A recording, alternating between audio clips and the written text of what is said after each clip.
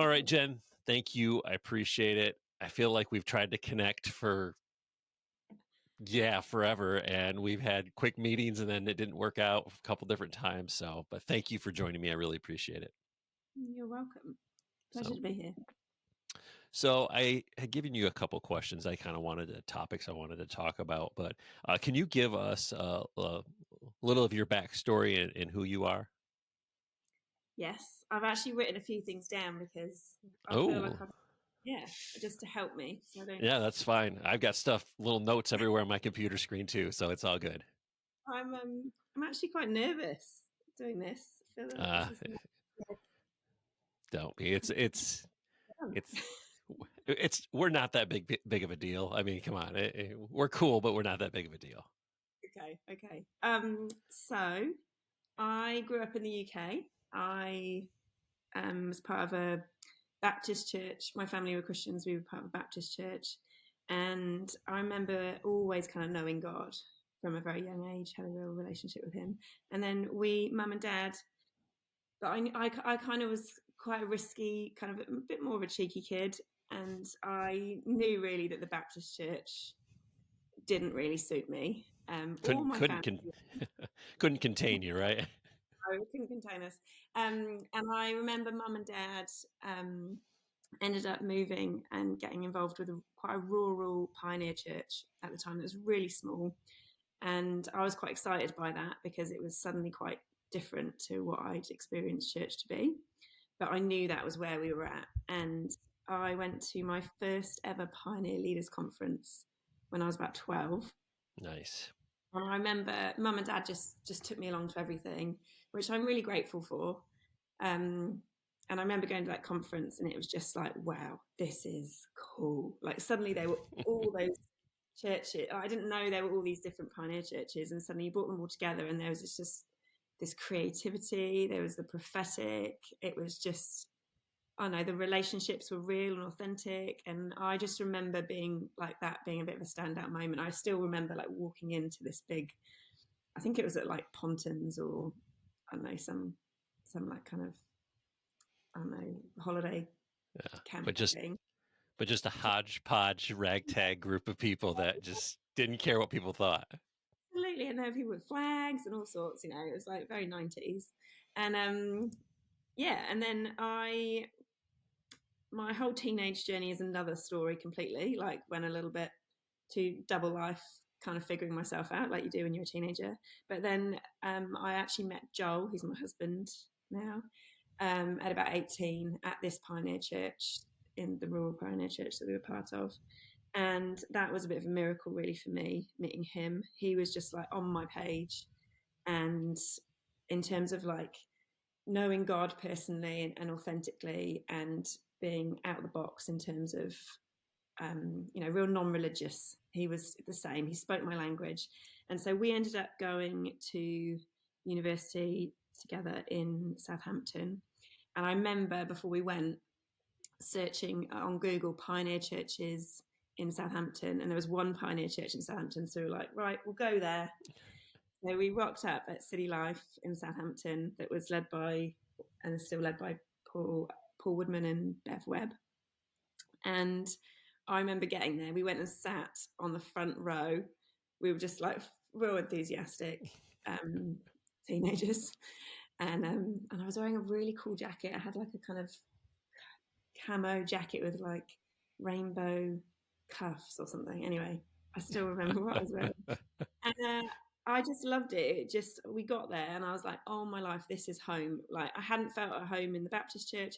I hadn't really felt at home in the rural church because there was just no other people my age, and Yeah. it was so small and isolated, really. So there wasn't many of my people. But when we got to Southampton and got to City Life, that was like landing in my home. And both of us, we just learned so much there. We thrived. We got married there. So we were in our second year of uni. We got married and then bought a house and did up our house. And I became a teacher. Joel's a structural engineer. We kind of went through all that kind of career stuff and establishing ourselves as adults a little bit. Hmm. Um, and then we we started to actually, we really were heavily involved in church life, and we actually started a connect group style thing there, and that was kind of an amazing thing that God really built around us. Really, a real mixture of people. So there were, people who'd grown up in Christian homes, but also people who had had no church experience at all. So it was a Yeah. real mixture of people, and I don't know how really it all happened, but we just kind of grew together, and we started to just really champion each other, support each other. We went through like miscarriages and brain tumors and epilepsy, and I've written a whole list because there was so many things: unexpected pregnancies, marriages. There was all like heap of dramas, but we all just kind of like clung to each other and journeyed through those things with each other, cheered each other on, and support each other in the hard times. And I remember this is like a real significant thing for us, that people would come to that Tuesday night. They wouldn't always come on a Sunday morning, but Yeah. that's how my life was. I mean, it was also there on a Sunday morning too, but different. Um, but that kind of authentic life together, loving God, loving each other thing, that really happened on that Tuesday night.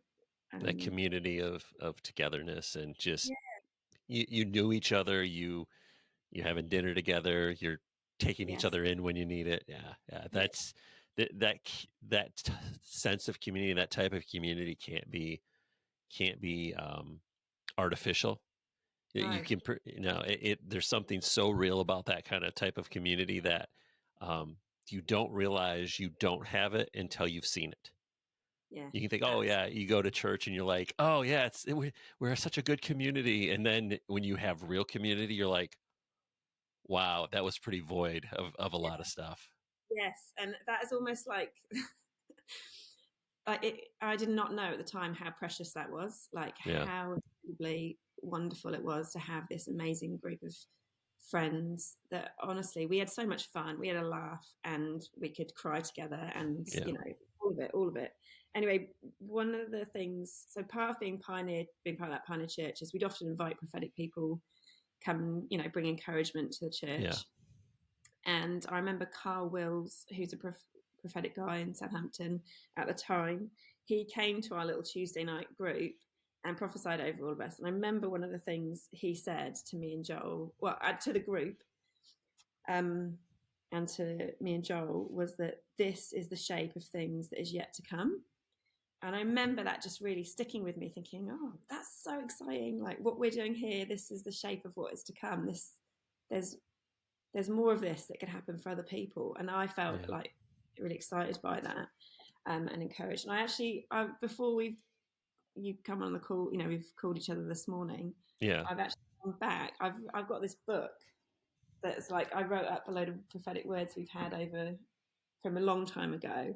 And I've got that word out, and oh my goodness, it gave me goosebumps all over again. Like, and there's stuff in there that I'd forgotten that God had said like 13 years yeah, ago that now I'm seeing, and I'm just like, wow. So that's kind of like that prophetic part of yeah, Pioneer, is just having people that can come and speak into your life like yeah, that. Just so valuable. I just, yeah. oh, So really good. go back to just a second. Did you have an Apple printed book of your prophetic words?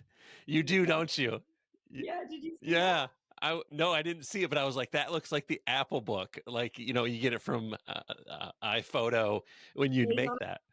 look, made on a Mac. Yep. Yes. Good job. Yeah. That's a So, really cool idea because I think sometimes we get these prophetic words and we hold our phones up, we have somebody record it or speak into it, or we get it, and then it gets stuck in the 400 voice memos we have, and we totally forget about it, or we yeah, get it in a piece of paper and it gets wadded up and put in a drawer somewhere, and then we wonder why that yeah, prophetic word that was yeah, given to us, we forget about it.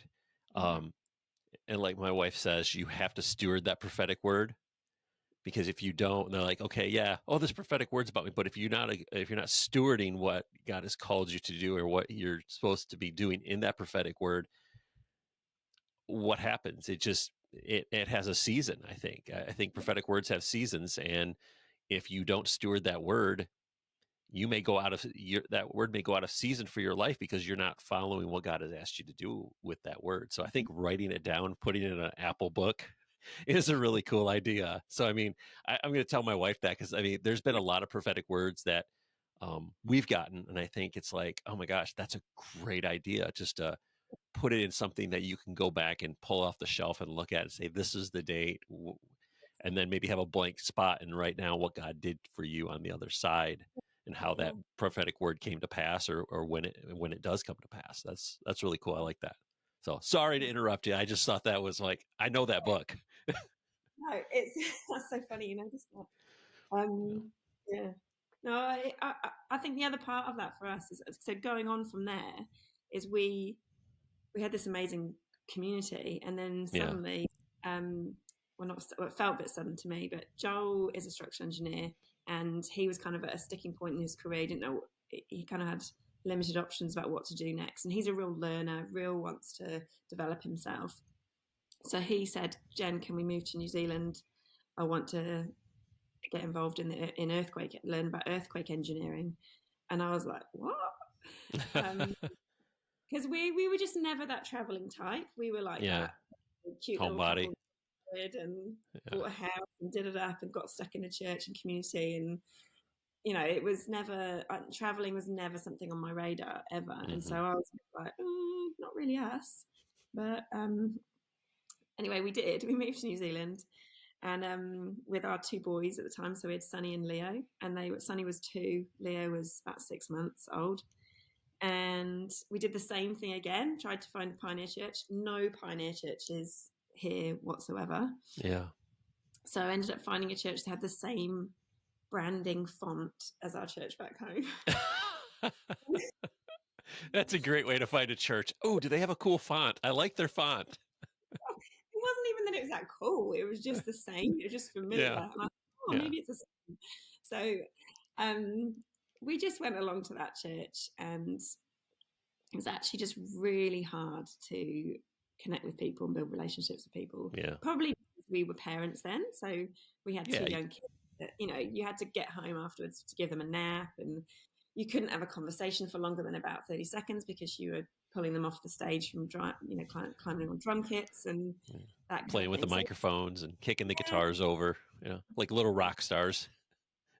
absolutely. And our Yeah. kids are wild, they're 2 boys full of energy. And so there was a lot of things that were just really hard going along to that church, and Yeah. not then finding it easy to make friends. It was actually a really, really lonely time. So those prophetic words that we've written up and stored, they were something I would go to on the regular to just like remind myself.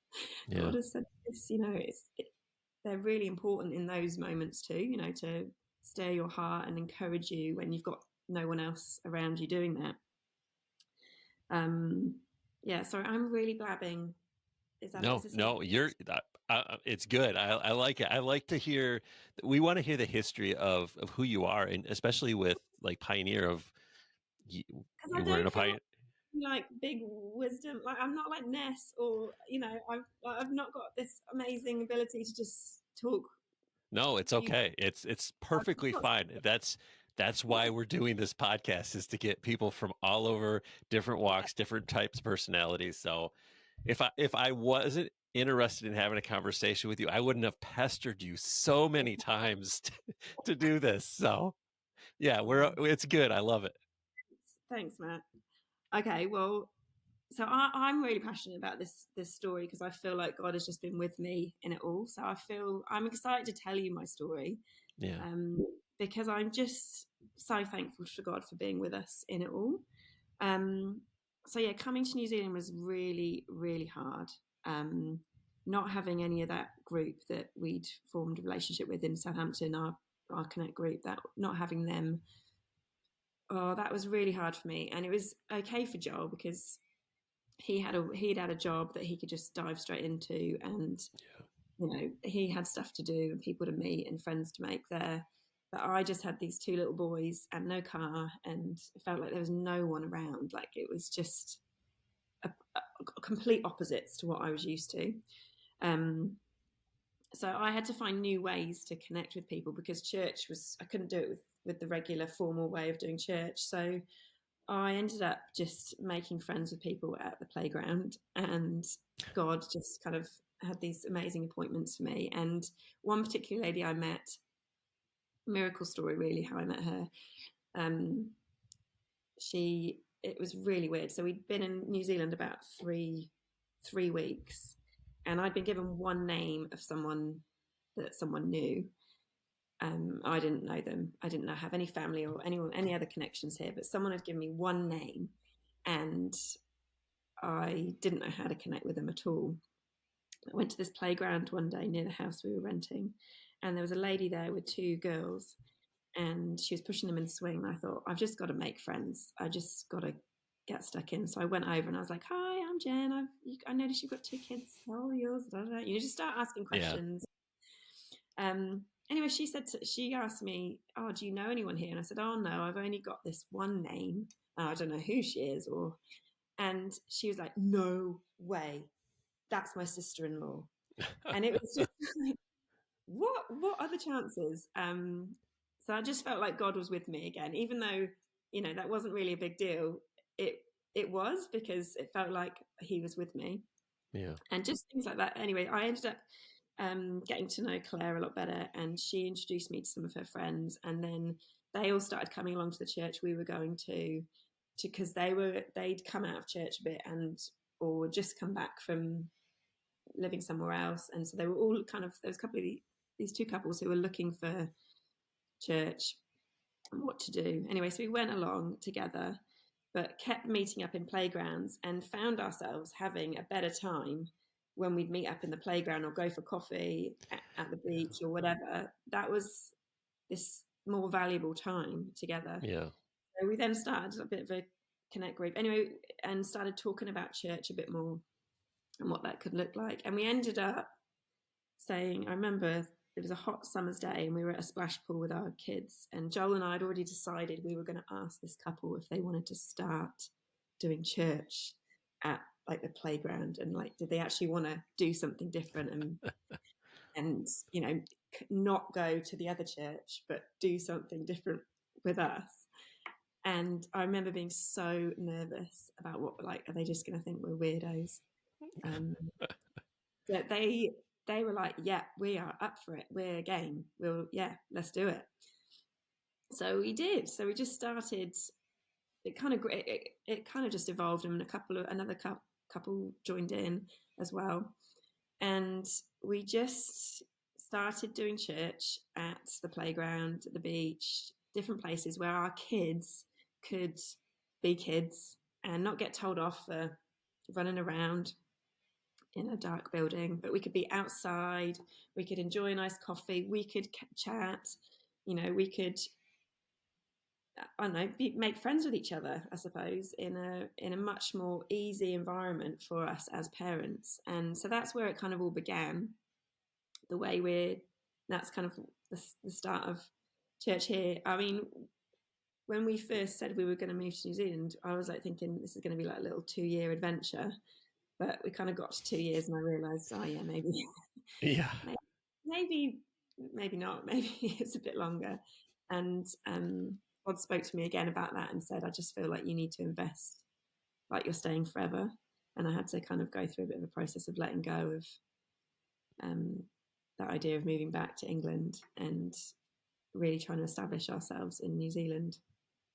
But yeah, then we started doing church, and I was connecting a lot with Bev from our church in Southampton, and she said to me, "Oh, Billy, who we knew through churches in Southampton, he's going to be in Australia. He's linking up with some other churches in Australia. You should try and connect up with Billy." So I did. So I connected up with Billy and went over. We took the whole family over to Australia for one of the first Pioneer Australia conferences, and suddenly met a whole load of other people like us again. It was like coming home again, like that time when Yeah. we'd arrived in Southampton. It was like, wow, this is people who talk our language again, and and seeing Billy and having that sense of connection. And Caroline was there too, and Oh, it was just brilliant. So we started building a connection there, and then that really gave us the encouragement, I think, to keep going with and really own the church thing we were doing here in Christchurch, because it wasn't always easy. It was so non-religious. It was so kind of against the church rules, or of leaning So on a every small. so just every day. Yes, yes, Yeah. yes. It was Just okay, but it was yeah. it Everyday really living, just not like, oh, it has to be this way or it has to be this yeah, way. So, yeah. So we weren't doing like any preach or songs or anything like that. We were literally just going to a playground and having coffee and nice. chatting, and that's how it started. But it was quite confronting for even us. Like we did all feel quite challenged, I think, in that space, because you did feel like you were doing something wrong. Like, how can Yeah. this be church? How can this be valid? Is this Yeah. like we Yeah. must be doing something wrong? So, so a quick Because we're question on that. not. You said, you'd ask that couple, do you want to do church? Coming out with us two crazy people and do church in a park, and thinking that they're going to be like, these people are loons and, we just need to run away. Um, Yeah. when you were saying that when you were at this other church, it was so hard to connect with people. Did you feel like it was like they didn't care to have relationship or just didn't have the time for relationship? What was the mindset behind, or how did you kind of gather from that? I think there's a few things going on. I think for us, there was a bit of a cultural thing as well. So Yeah. New Zealand are quite used to lots of people coming to visit, so that people are very friendly when you first meet them, and they're really, really like willing to help you out. And so when we first arrived at that church, they were amazing. We had no money. We were really naive at thinking we could move to New Zealand with two kids and I don't know, no staff. Like, what were we thinking? So they like bought us a big truckload of firewood, and yeah, just were really kind, really kind. But then to get to know people on that deeper level, I think people possibly in New Zealand as a cultural thing, that's a bit harder to do because people are a bit more isolated and maybe used to people coming and then going again, Mm, because lots of people travel in New Zealand. So I think there's a bit of a cultural thing there, but also a bit of a time thing. Like with church, when you're part of a big church, there's time restrictions on you. Like I knew what that was like being part of church in Southampton. I was yeah. part of the worship team and stuff. You don't have time for anyone else outside of that, really. So there's definitely that element to the way we're doing church now that means I don't have all these other things to do to make church happen, like lay out the chairs or do a worship team practice, or I don't know all those other Just things sweep you the do. park bench off. Yeah, you just turn up with what you've Yeah. got, and that's that simplicity about church. Like it's like going back to those kind of like the raw, important parts of it, I suppose. That Yeah. it's just coming as you literally are. So sometimes, you know, we do come. Someone might burst into tears and they get there, which is normally me. Yeah. It's not really. But Um, yeah, but no, I think you're right about that. Like we do, um like for us, church is very simple, and I think we've gotten too complex with church. If you Does that make sense? Like we mm, spend so much time in the production of church, not us per se, but I think people try to spend so much time in the production of church that we forget about the real reasons they were there, and that was relationships and um, the hearing the preaching and the teaching, and not the how many flavors of coffee they have, and is the light show good this week, and oh, the smoke machine put too much smoke out while they were doing that. And I'm just like, for us, it's like that we're about relationships.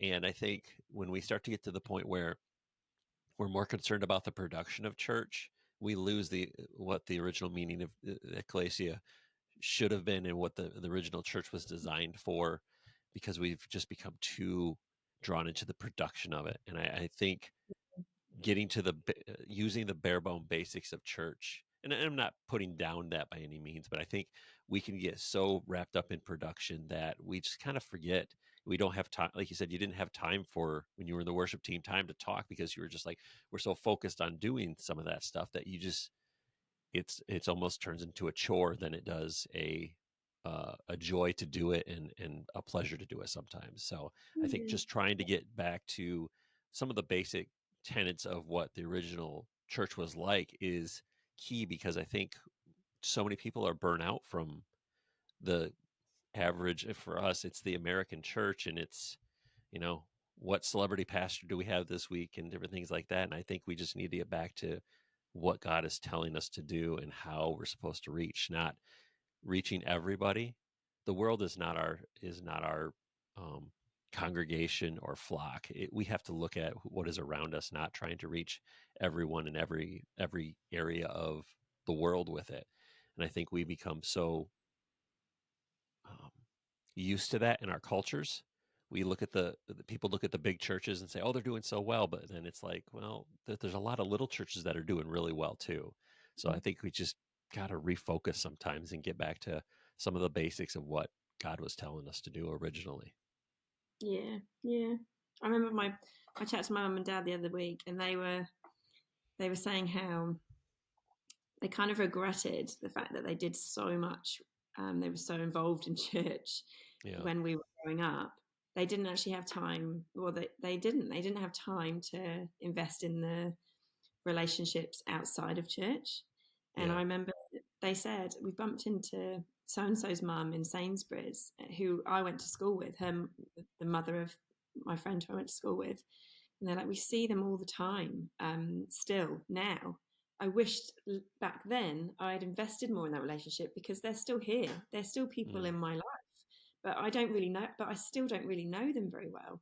And that really challenged me because I thought, well, yeah, if I'm giving too much just to this one, to the church thing, and just putting all my energy in here, what about my kids and their friendships they're making now? And there's like this bigger picture. It's not. I think one of the things doing church like this has taught me, or is teaching me still, is that it's slow. It's not instant. It's yeah, fruit all the time. I mean, there will be some instant fruit and some good fruit along the way, but it's actually really slow, and growing relationships takes time. And I want to be able to, in 10 years' time, bump into Sonny's mate's mum in the supermarket and be able to ask her about current things in her life and know about, and be in relationship with her rather than feel like I still don't know you very well and it's been 10 years and we're still bumping into each other in the supermarket. Um, yeah, and I think maybe COVID also has helped people do that a bit. That took away, didn't it, all the gumph of other things to do, and suddenly you had to talk to your neighbours, and you had space and time to do that. And I just think that's so important. And if we can reduce the amount of work that's involved in what church looks like, to give us more time for relationships and building together community, I yeah, think that's fantastic. I just think that's a winner. yeah. I agree. A mentor of ours used to say, he goes, "Church can become a machine that will eat up and spit out people if you're not careful." And I think a lot of times people get eaten up and spit out on that church machine because they get in there and they get sucked into, "Hey, you're brand new. Let's put you in ministry within 2 weeks, and we're going to have you serving here, here, and here." And Mm. that doesn't create connection by having people serve. I mean, it can, but I think by getting people in and having them serve all so quickly and trying to get people to get involved. And I think I've done it before myself, thinking, oh yeah, if we get them involved in something, they'll want to stay around, and blows up in your face. And you're like, nope, they have to have that connection between Mm. the people there, and then they will serve. But if you try to get them to serve first, and it just allowing people to come in and rest and to sit and to just soak in it sometimes is so key for people to get healed. I mean, there's some people that we know and they come to our church. I said, I just want you to sit for a year. I don't want you to do any ministry. I want you to just sit. I want you to rest. I want you to be easy, be calm, soak, get to know people. And then if you feel like you want to, we can reassess. But I just want you because when you come from hurt, or you come from you know dangerous church or whatever, you sometimes just need to sit and relax. And I guess we learned from our mistakes too. When we left the church we were originally at when we were younger, we went to another church and got involved quickly, and then got burnt out from doing it because we were doing so much, because we felt like, oh, this is how we do things. We just serve and it'll all work out, and it didn't. So I think if we can keep people connected, um, emotionally and spiritually, I think we can see their lives change. But I think if we try to get them into the machine of church, I think it ruins it a lot of times. And then we lose relationship, or we don't have good relationship with the people that are sitting 10 feet from us. Like you Mm. were saying, your mom, it's like I could have made relationship with them, but I spent so much time doing it. It's like I just want it to be simple. I don't want it to be this massive production of and sucking people into the machine and spitting them out on the other side. So yeah, I Mm. really like that. Yeah, and we're all different, aren't we? So it's all going to be how we connect and how we build in is going to be different for everybody. Yeah. So yeah. Um, what else do you want to know? I feel like I've gone on an absolute mission. Sorry. Okay. No, no. Okay. So tell us a little bit about your church, like the name of it.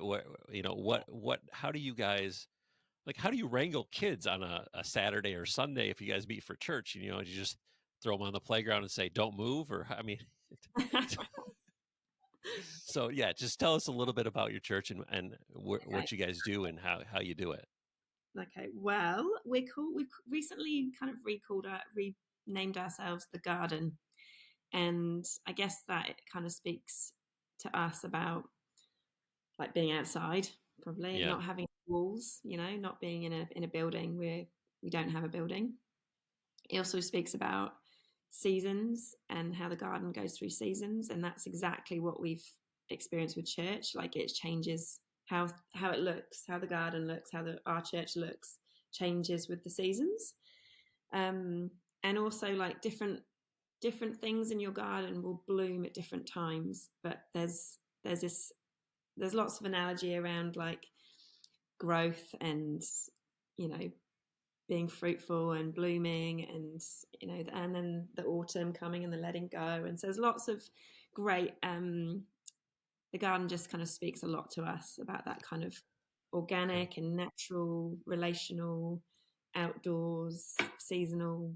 A lot of parables, it sounds like. Yeah, heaps of Yeah. parables. We love a Yeah. parable. um So when the kids were younger, it was very much a playground and a coffee, and we Hmm. called that about church. And we just go around different places in the city and mix it up, and it was just fun. It was just nice thing to do, and probably was all the kind of capacity that as a young parent you have for you want to get your kids out because they need to run around, and if you've had sleepless nights, you need a coffee, and you might need a friend to talk to. So it's kind of that seasonal journey of church has been pitching it where the family is at. So we've had about maybe 4 or 5 families that have kind of been with us from the start and have come along. People have added in and changed around, um, and then we've added in things like what we call messy church, where we did do it in someone's house, and we'd once a month we added in kind of doing a bit more of an activity and sharing a story, and but all in together, it being led by the parents, and but for the whole family. And then we've experimented with mixing those two kind of things together, and we did something called nature church, where we then were trying to do a bit of messy church outside, where it's kind of like reflecting on something, um, or having a word or a message or something that you reflect on in nature. And so that was our kind of starting point for where we were at. And then it's just really grown. We've tried to be creative with it as people have, as our kids have grown and seen what they need. And also as different people have been part of things as well. But one of the things we really noticed was the kids were really they got to a point where they were bored of going to the they're actually bored of going to the playground, and they really loved the messy church thing we were doing. So they'd be asking us, what church is it today? And we'd go, oh, it's out and about today. And they'd say, oh, when are we doing a messy church? When's the messy church? So they wanted the one with like an activity or a story and things. So we were like, okay, maybe we need to add a bit more to what we're doing. So last year we actually got this amazing book called Moments with Jesus. It's and it has 20 stories, a kid's Bible with 20 stories about Jesus, and each one is kind of written like more like a storybook kind of vibe, where it's imagine you're on the hillside and the sun is beating down, and Jesus is in front of you and he's talking about this, and it tries to set you in the scene. So anyway, we gave every family a book, that they could have that was theirs, and then we said each week we're going to go through these stories, and if you'd like to lead one, pick a story, choose a location based on the theme of the story, and then all you've got to do is bring morning tea and share the story with us. And if you want to develop any chat or conversation or do an activity out of that, that's up to you. That's so really we called cool. we called it Story Church, and it was the best thing we've done. For like, I know everything builds on everything else, so we wouldn't have ever got there without the other stuff, but it was just incredible. I remember there being one night we did a night church, we did a Saturday night church, and everyone's just real, that people will bring people along if they know what's going on.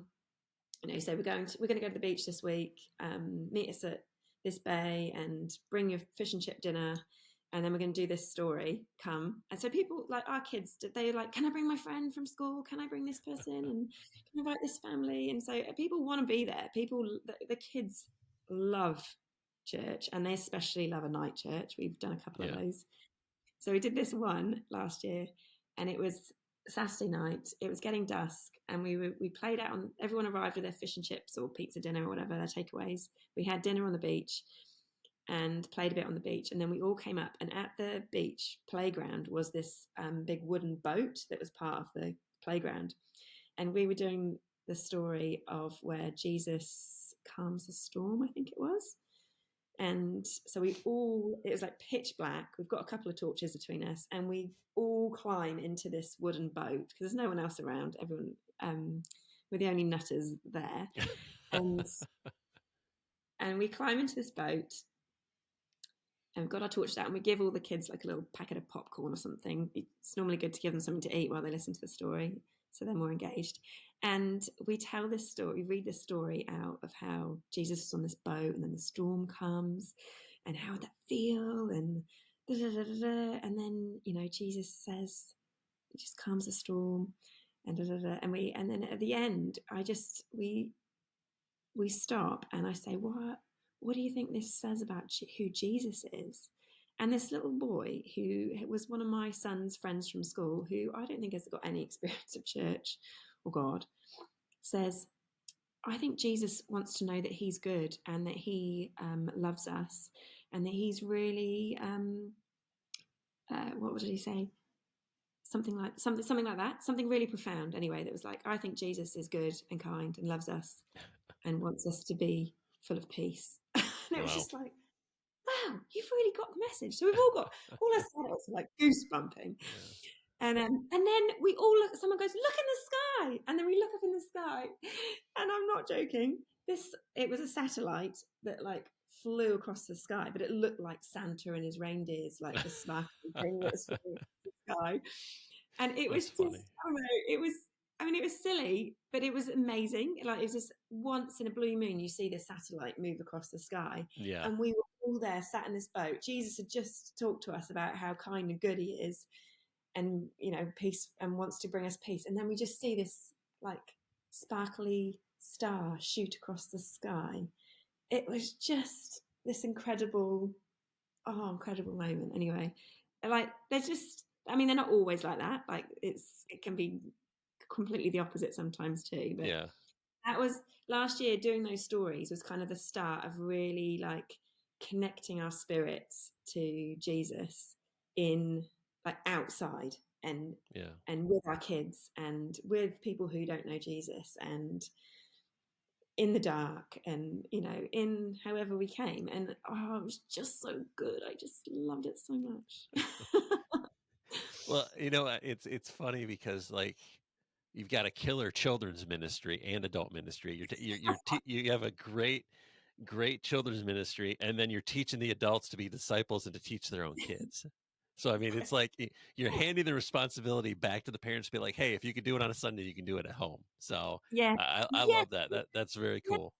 Well, that is like the actual, that's the dream, because I think that's the point, isn't it? Is that it's not for that's part of why we really wanted to start church like this as well, because it feels wrong. So it felt wrong sending our Yeah. kids off to crash or a Sunday school and then us being all separate when we don't see them all week at school because we're at work, and then we're busy on Saturday, and then Sunday comes around and you actually want to hang out with your kids. Well, I do anyway, and you just, and they want to hang out with you. And Yeah.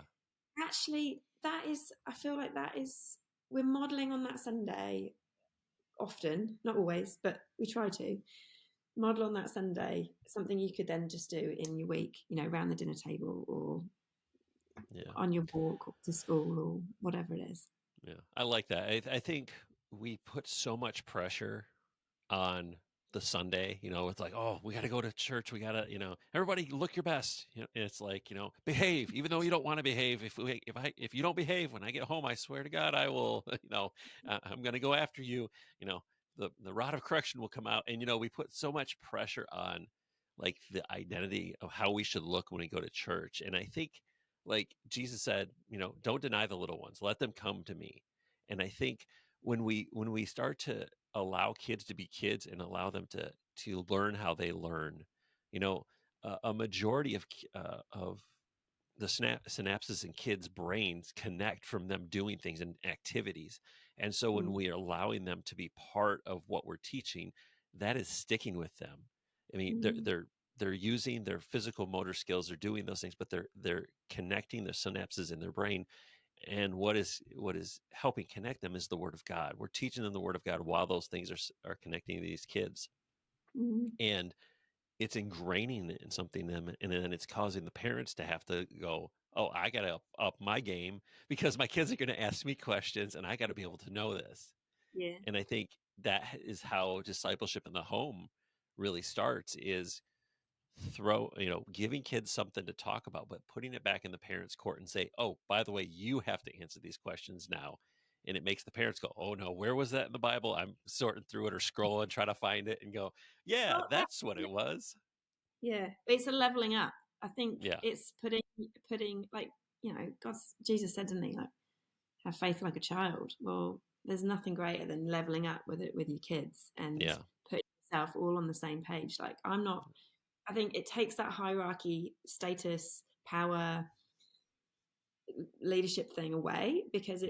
it's actually we're all on the same level, and actually there's something for us to learn here as much as there is something for the kids to learn here. Yeah. It's just, oh, it's beautiful. Yeah. I feel I think, emotional talking about yeah. it. I I love feel it. like so many times we relegate our kids off to, oh, well, they just need to learn this, but we read the same scripture and get revelation from it. So what's the difference between us and a child besides the age? And Jesus said, have faith like a child. So, I mean, if the kids can get something out of it and we're getting something out of it, we're like, well, my revelation's deeper than my child's revelation, that mentality. And it's like, no, we're not. We're still 4 years old in God's eyes. We're still that kid that has to learn some of the simplest lessons multiple times for us to finally get it through our skull. Yes, and that is actually a real big learning for me that I've had since coming here, really, as well. Particularly is that I like laying down the fact that I don't know it all. Yeah. I'm always right. Like, there maybe even isn't a right and a wrong. It's just, what is God saying to you now? Yeah. Like, I think if we can get past that, this is the right way to do it and this is the wrong way, or this has worked for me, so it's going to work for everybody. It's Yeah. not like, this has worked for us and been brilliant for us, and going and sitting on a boat in the dark was great for us, but that might not be for everybody. Like, there's just Yeah. so much variety and creativity that is part of what we can explore within church that I would love I just would love more people to get Yeah, creative. that's Uh, very cool. I mean, you're not up there preaching. You're facilitating um, what the scripture is saying to these parents and to these kids. You're becoming a catalyst for the Holy Spirit to move in their life. And you're not up mm, there saying, well, the Word of God says this, and in the Greek it says this, this, this, and this. And then, you're facilitating simple lessons from Scripture, simple stories from Scripture, and how do they apply to your life? And how is the Holy Spirit speaking to you about that topic or that story or what Jesus was doing at that time? So, I mean, if anything, being a facilitator and that catalyst is, I think it's more important than being a person on stage speaking, because you're not just speaking to them, you're helping create something in their minds so it can go to their spirit. yeah, yeah, yeah. That's the dream. Yeah, Yeah. come So on. I can tell you're a little excited about what you do, just Oh, a little bit. yeah. And you've caught me on a really good. We first connected, didn't we? Like November time, I think and that was so. a bit of a dark time for us in lots of ways. But you've caught me in a really good week. I've just come back from a girls' weekend with the mums from Oh, church, okay. Very cool. and we just had an amazing time together. A real breakthrough, lots of really good chat and deep chat, and Very cool. that's something new for us that we've not done before. And oh, so if I want to encourage people to do that too, like there's a real mixture of stuff, thinking about your family as a whole, like what you need, like because as a mum you don't always, or a dad, or if full-time parent or working parent, you don't always have the time to have those deeper conversations and go, get that vulnerability going and Yeah. open your heart up and really share what's going on for you. Even with your husband, even with Joel, sometimes it's like, I'm too tired to talk to you tonight. Just to put I know. something in. Yeah, it's exactly. It's sometimes like we're so busy, and it's like Yeah, we go to bed. It's like, oh hey, hi, how was your day? You lay down and you're just like 5 minutes and you're just out. And you're just like, you awake, and they're just. But I think, um, just being able to connect is sometimes hard because you get so busy in life and so wrapped up in everything. And as a mom, you're trying to juggle the kids and making dinner and, taking care of the husband when he comes home and has that's had a very hard day. that's very sexist there, Matt. I Not know. all will be I making know. I know. I know. I'm just talking about my wife because she took care of the kids. She worked part time and took care of me because I needed taken Well, to care be of. fair, I do actually do the same. I love cooking, so I do fit the stereotype myself. Yes, if I think I may have just relegated my wife to a classic '50s housewife, but Yes, no, I mean, but that's the thing is a lot of moms now are having to either work or they're home taking care of their kids, but they're still doing something on the side to yeah. make Well, up being for, a parent, whatever you're doing, being a parent is hard, isn't it? yeah. Because I it mean, doesn't, whether you're working or not, it just is continuous until bedtime, yeah, and then even after that. So it is yeah, an exhausting job being a parent. yeah. I absolutely. Yeah, so I mean, to be able to connect with other people, outside of, letting your kids play and then you having a 5-minute conversation before they want more Doritos or, whatever. I mean, having that time alone to be able to connect, it creates that deeper bond and that deeper relationship. So, Yeah, yeah. yeah. So that's been good. We had a really good time together last weekend, and I know and then it's made us think about other ways we can now like carry that on with our families as well. So we're going to maybe try this this term, doing a family roulette dinner where you like pick a Oh, yeah. family hat and you go and have dinner and get to know each other a bit better. So I think once you start getting creative and let the walls down a bit, you relax into it, Yeah. and sometimes you can experiment with something and it doesn't work, and that's okay. I think that's fine. It doesn't always work, and you can change and grow like the Yeah. garden. Yeah, exactly. Sometimes it's like, oh man, I got so much to do, but it's like, you know what? Yeah. Sometimes you just got to take it easy and do Yes. that. Yeah. But yeah, Yeah. that's very Absolutely. cool. So, my question to you is, Are you doing church at a lot of the same spots every week, or are you changing it up and just let everybody know? What do you So do? we have a wee WhatsApp group which we just send out. So whoever's leading that week will send out a message probably around Wednesday time Mm, saying we're going to go to the beach this week, and we repeat a lot of good ones, the ones that work well. yeah, But sometimes someone will find a real like Ali and Dave found a great one the other week in a new spot we'd never been, and it was a great little park with a big field and had a bench, and just worked really well. So we find new spaces, and that's been part of the really great thing about everyone taking a turn to organise it is you get to see what someone else will bring, and yeah, that's very yeah, cool. yeah. So, as you are starting to get more families involved, like how does that start to like? Do you have other groups that are meeting during the week just to connect, or they just kind of do it on their own, or what? What do you do? It's a really good question, and something I'm still asking. I think we're still figuring out a bit. Yeah. But Our church sucks at small groups. I mean, we're just not good at small groups. We're just like, hey, yeah, do what you so want to do. We're not going to plan anything. So, well, right at the start, a lot of us were all living in the same location, so we were all kind of mm, down the road from each other. yeah, And so we did do a bit more of an evening thing for the adults, and that was really good. That was again, it was right for the season, but now we're all kind of spread a bit more out over the city. Um, it does look different. It's harder to get together on an evening because you've got to travel. 20-minute drive either way yeah, feels like quite a long time when you've had a big day yeah, and we're quite tired. So that's been that's been something we've been working on. But the women have really been gathering. We've been going for coffee on a Monday every other week. We did it to plan an Easter party like an Easter party for church. that's cool. That was great, but I think that's something, especially after this weekend as well, being together, that we might continue. Like we did it for a purpose to plan an event, but it's been so good that I think we might just be something we slot in, and if you can make it, you can make it, and if you can't, you Yeah. can't. And I think that's what our Sundays are like.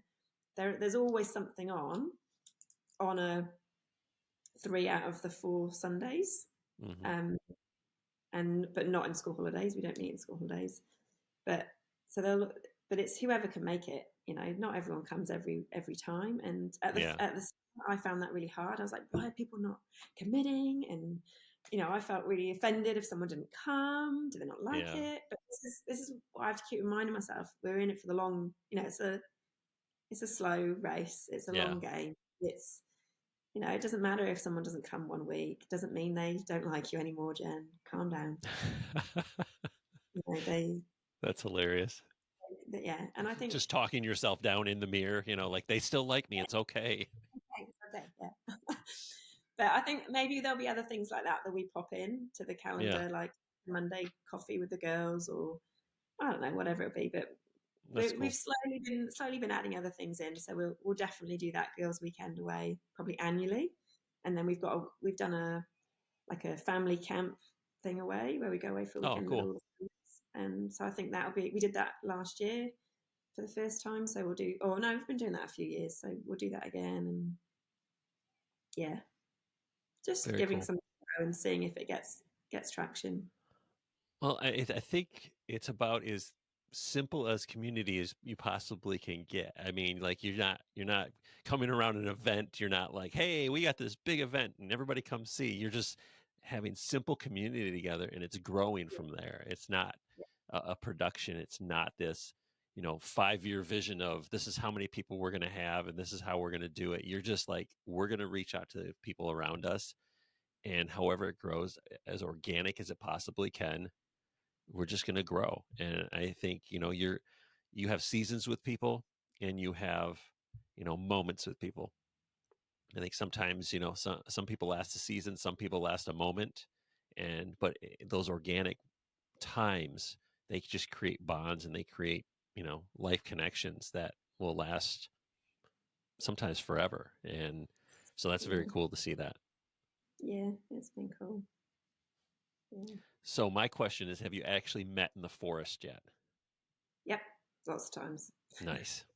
Cool. Yeah, Very cool. yeah. Just wanted If to it's make rain, sure because yeah.